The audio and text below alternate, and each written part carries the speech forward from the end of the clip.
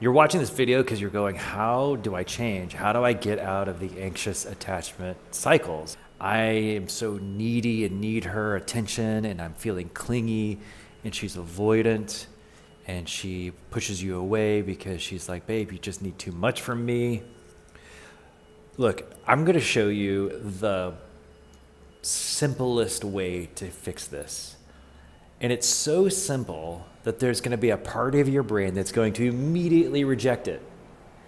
And I need you to just fucking try it. Just try it. If you try it and don't get results, it's because there's some part of your brain that's going, it can't be this simple. It can't be this simple. It's almost like recognizing that if you want to lose weight, you have to change two things. You have to decrease the amount of calories going in and increase the calories going out, right? I mean, it's just math, all right? So we're going to math your behavior in your marriage, and then the anxiety that you are experiencing is going to go down. And when the anxiety goes down, you're going to stop looking to her to fix that anxiety in you, that neediness in you. And when you stop being so needy, you're going to be naturally more attractive. She will be naturally warmer. She's going to let her defenses go down. She's going to feel more feminine. She's going to allow herself to be more feminine. She's going to be able to take off her masculine armor.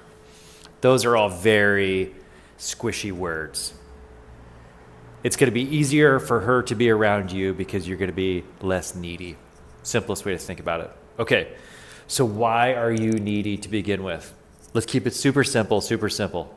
Get rid of all the jargon, okay?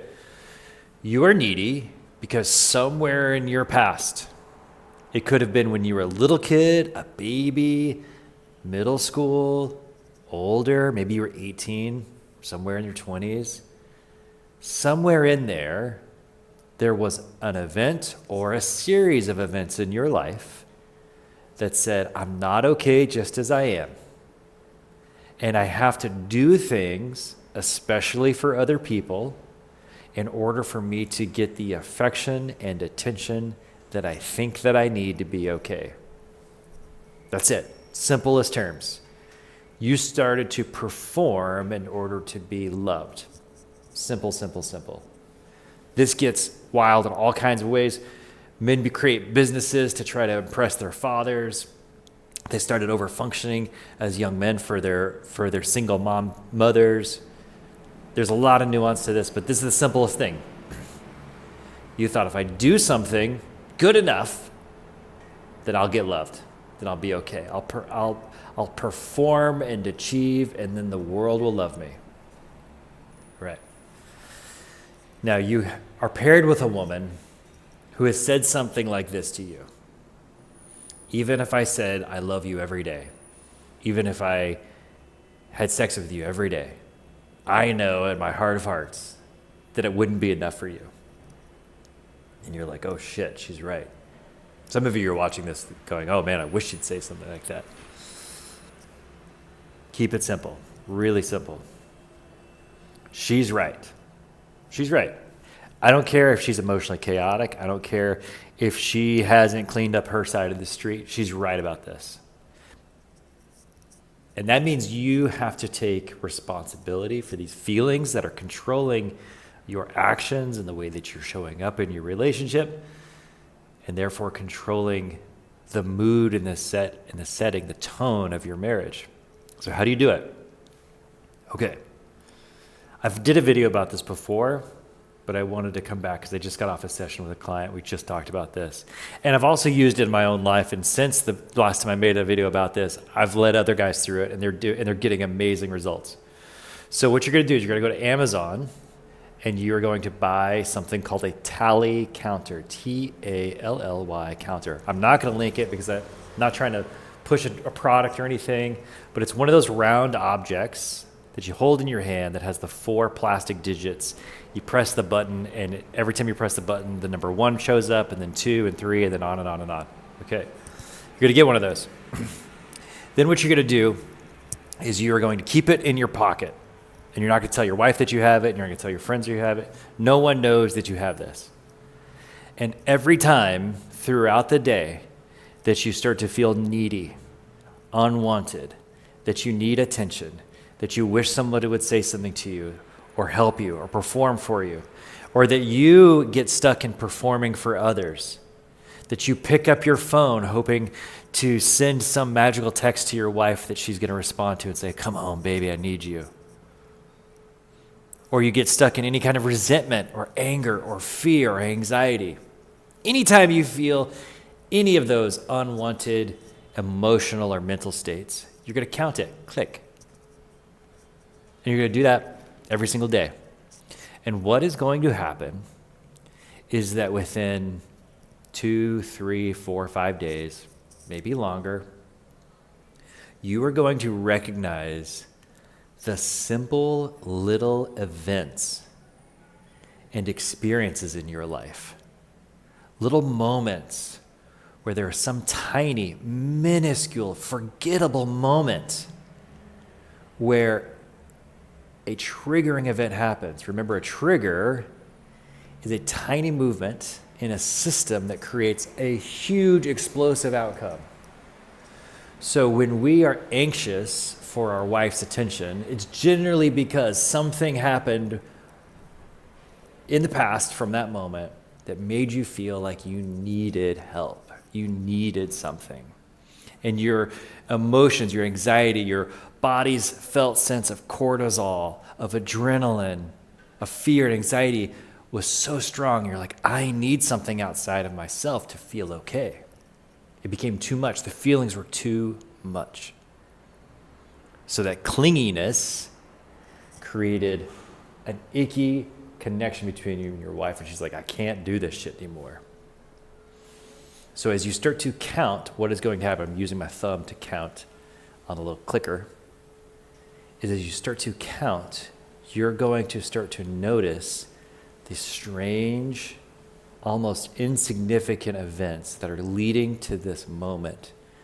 And when you can start to become aware of how you feel at a given moment, of all the minuscule events, something magical will happen. And that is, you are going to recognize how these small little daily events, based on the conditioning that happened to you as a kid, which I just described earlier, is creating a story inside of your mind. Right? The story is, if I'm not having enough sex, then she must hate me. If I'm not getting a text message back from her, then she must be rejecting me. Or if I can manipulate the situation enough, then I'll get lucky tonight. You have to start to become super aware of how manipulative your brain is treating your marriage and is treating you. Once you become aware of this, and once you can begin to see the triggering events, the moments, the forgettable tiny moments that are leading to this, then you can do something that really cements this whole thing. You can decide to do something different. Unless you decide to do something different, your life will not change. The marriage will be the same. So if in the past you got in the car, you get in the car, you start your truck, and you go, okay, I'm going to pick up my phone, and I'm going to text my wife. I'm going to say, babe, do you need anything before I come home? That was probably a moment you get in the car and you feel, man, am I enough? Am I enough? The triggering event was getting in the car. Got you thinking, how's she going to treat me when I get home? What's my welcome going to be like? Oh, I know what I'll do is I'll create an excuse to connect with her so I feel safe. I'll create the opportunity to be of service so that I look good, so that when I get home, she'll go, hey, I'm so glad to see you. Thank you for bringing home the milk. So instead of repeating that same cycle, and then you have your own cycles in your life, you're going to recognize, oh, I'm doing it again. And this time, I'm going to not text my wife. I'm going to act differently. I'm going to choose something differently. Now, here's some bonus material for you around this. Hey, everybody, my name is Ron Cecil, and for the last 10 years, I have helped entrepreneurs, founders, business owners, and all kinds of other high-achieving men heal codependency in themselves so that they can create the conditions for a better marriage. You cannot wait for the anxiety or the neediness to go away. You cannot wait for it to go away. It may not go away for a long time. But if you begin to act differently in the face of that feeling in your body, the neediness, the anxiety, the fear, over time, you will win back your nervous system's trust. Your nervous system will begin to trust you that you are making the right decision, and your felt sense of anxiety will go down. If you want better self-esteem, do esteemable things, not to try to win the affection and esteem from others, but do esteemable things that wins your own trust back. Advocate for yourself. Do the things that you set out to go do. Do the things that you started and need to be finished. If all this is resonating with you and changing how you can change the conditions within your mind and your body and your spirit so that you can create better conditions for a thriving, loving, caring marriage, click the link below, download one of my guides, or if you're like, Ronald, I've heard enough, let's talk, then I got another link down there for you. And you can get on my calendar and we can have a conversation as soon as this week. Take care of yourselves. Grace and peace, everybody.